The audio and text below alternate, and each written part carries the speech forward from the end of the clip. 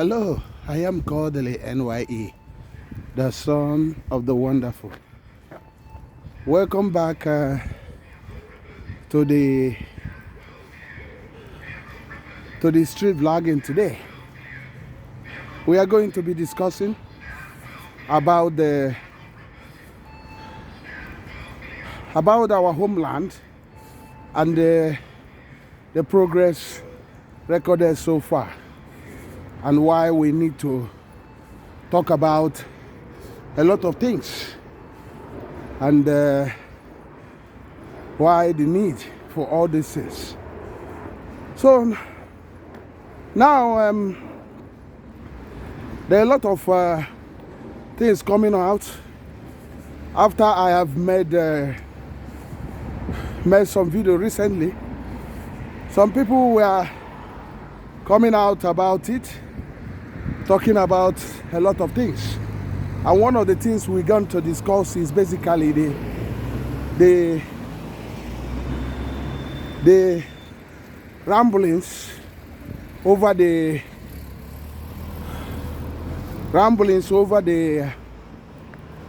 land grabbers and ndị nke na-ele and the mmadụ na many towns.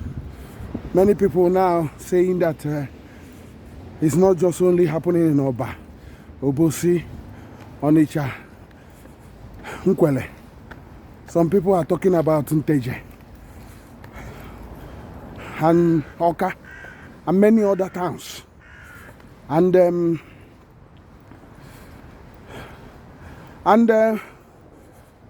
one of them was saying that those people are saying that the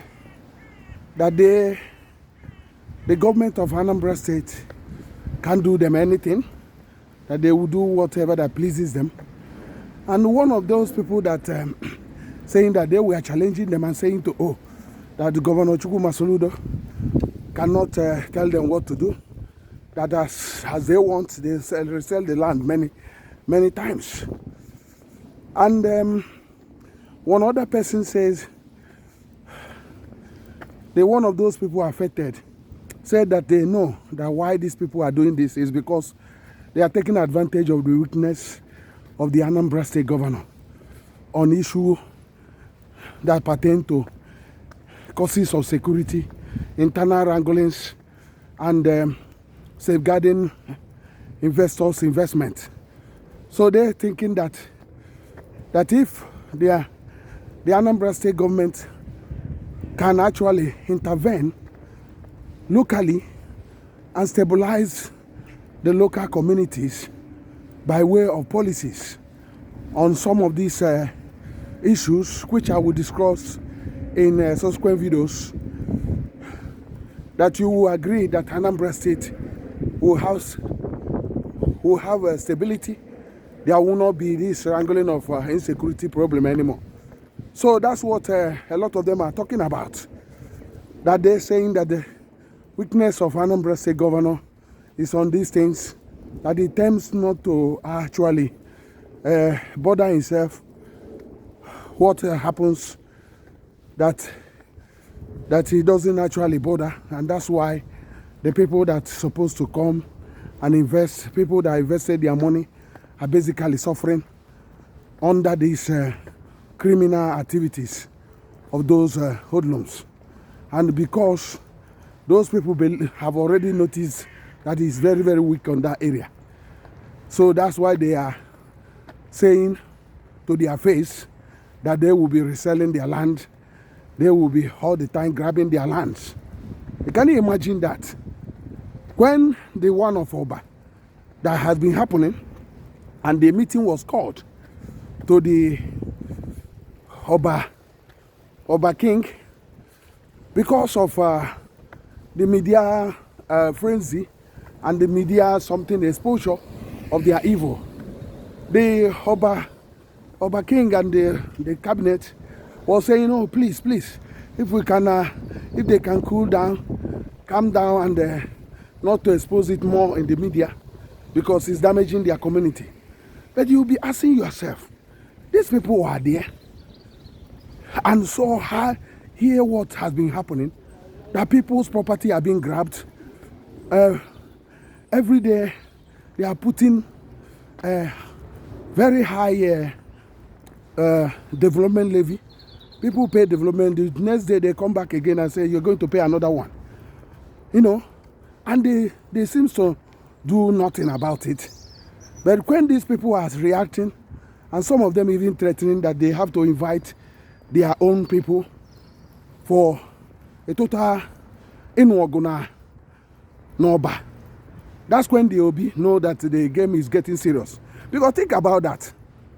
What is happening is pathetic, and it shows the level of governance we are having. Because when people are being,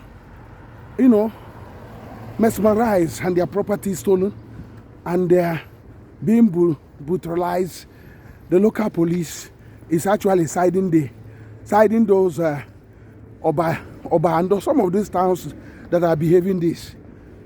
So you think that the government of the day will intervene and settle and stop this thing happening, protecting the investors?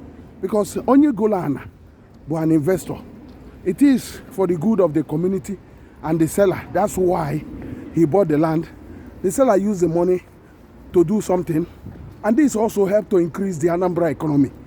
But what is happening, or what has happened, is that those sellers has turned themselves into monsters, and coming back, put another name of the family member and said,